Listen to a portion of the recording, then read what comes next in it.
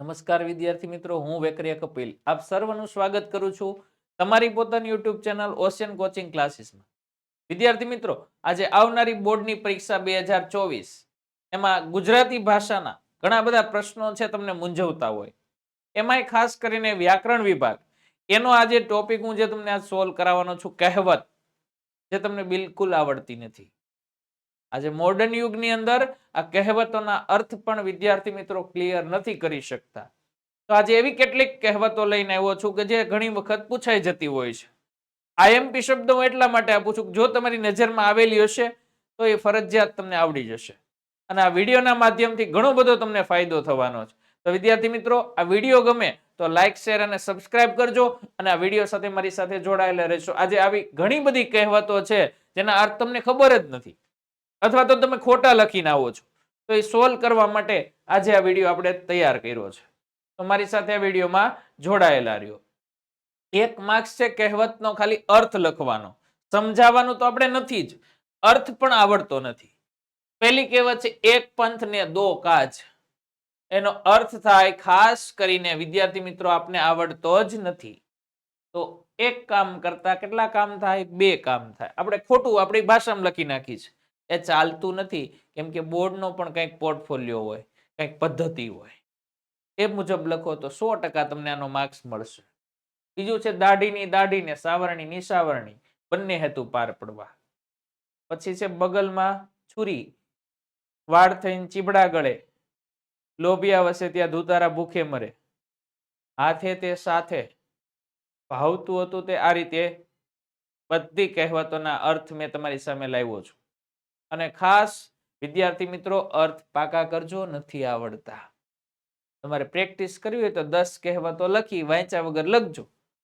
લગભગ એમાંથી 1-2 અર્થ સાચા પડશે, બાકી ખોટા પડશે. આવું જ તમારી પરીક્ષાઓમાં થાય તમારાથી જ. તો આ ધ્યાન રાખજો. આ કાયદેસર રીતે ભાષાની દ્રષ્ટિએ કહેવતોના અર્થ છે, જેમાં બને ત્યાં સુધી તમે ખોટું ન લખી શકો અને લખો છો એના માર્ક્સ મળતા નથી. આ રીતે તમામ કહેવતો છે એને તમારે સોલ્વ કરવાની છે ને અર્થ તમારે પરીક્ષાની અંદર પેપરમાં લખવાના હોય. અડધી લીટી લખવાથી ભાઈ 1 માર્ક્સ મળે. મિત્રો, હું તો તમને એ કહું છું કે તમે જાજુ લાંબુ લચક લખાણ કરો એની કરતા તમને સી વિભાગ છે એની અંદર વધારેમાં વધારે માર્ક્સ મળે ને તો ગુજરાતીમાં તમે રેન્કર વિદ્યાર્થી બની જાઓ. કેમ કે ઓછી મહેનતમાં ઝાઝા માર્ક્સ મળે છે.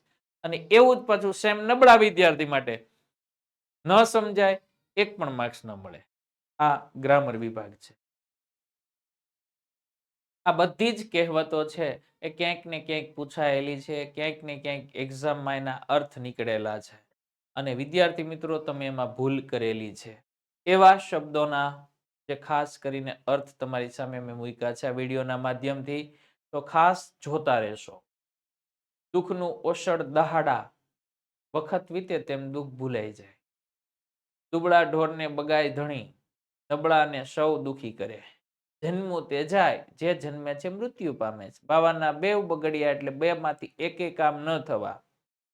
કડવું ઓસડમાં જ પાય એટલે કડવી શિખામણ વાલશેરી જ, વાલશેરી એટલે વાલસોઈમાં જ આપે. જરા જરા કામ મોટું થાય, તાકાત પ્રમાણે કામ કરો, સ્વાર્થ પૂર્ણ થતા સંબંધ પૂરો, ગરજ સરે વેદ વેરી, હાથે તે સાથે. વિદ્યાર્થી મિત્રો, ધોરણ 10 ના વિદ્યાર્થીઓની બોર્ડની એક્ઝામને ધ્યાને લઈ ગુજરાતી વ્યાકરણ કોર્સ, અંગ્રેજી ગ્રામર કોર્સ અને પ્રશ્ન બેંક સંપૂર્ણ સોલ્યુશન સાથે એની પીડીએફ આપણી આ ચેનલ પર મુકાઈ ચૂકી છે. આ નંબર ઉપર સંપર્ક કરી અને તમે આ પીડીએફ, આ ગ્રામર છે એને ખાસ તમે મેળવી શકો છો. બીજી કહેવત છે, ચાદર એવડી ને એવડી જ રહે. આ પ્રશ્ન છે ખાસ આવે છે મારી બાની અંદર, એ પાઠ છે પૂરક વાંચનનો. પછી છે, રામ રાખે તેને કોણ ચાખે, હાથીના દાંત ચાવવાના ને દેખાડવાના જુદા. આ મુજબ કહેવતોના અર્થ મિત્રો તમે જોઈ લેશો એટલે લગભગ પરીક્ષાની અંદર પૂછાય તો તમે ખોટી ભૂલ કરીને આવશો નહીં અથવા ઘરના શબ્દો છે એમાં લખીને આવશો નહીં. આ 100% સાચી વાત છે. એટલે આ કહેવતો છે ખાસ જોઈ લેવી અને આ વિડીયો છે ને જોઈ જશો તો ઘણો બધો ફેર પડશે મિત્રો.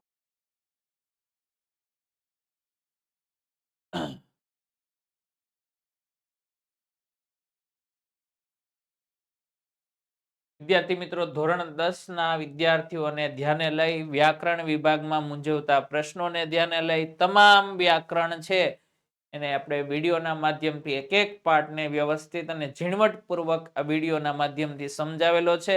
એ ક્યાંથી મળશે તો કે આપણી ચેનલ પરથી.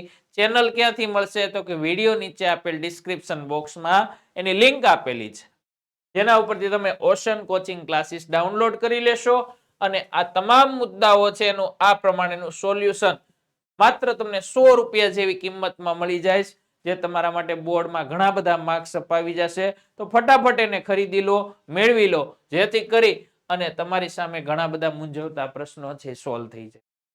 બીજી કહેવતો આ પ્રમાણે છે.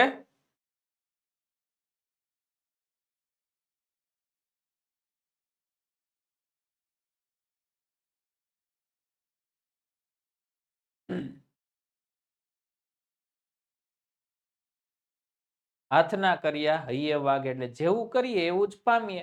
આડવ ખોદે તે પડે, એટલે જેવું કરીએ તેવું જ પામીએ. જો બે કહેવતો સમાન છે, બેના અર્થ પણ સમાન નીકળશે.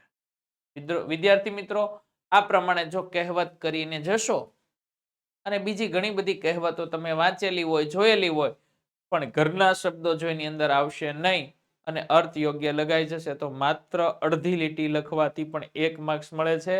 આપણા માટે 1 માર્ક્સ ખૂબ અગત્યનો છે. આ ટાર્ગેટ સાથે આગળ ચાલવાનું છે. તમારી પરીક્ષા પણ સારી જશે, પણ થોડી મહેનત વ્યાજબી અને નીતિમત્તાથી કરેલી હશે તો. ફરી મળીશું નવા વિડીયો સાથે, નવા વ્યાકરણ ટોપિક સાથે. ત્યાં સુધી મને રજા આપશો. જય હિન્દ, જય ભારત મિત્રો. Thank you.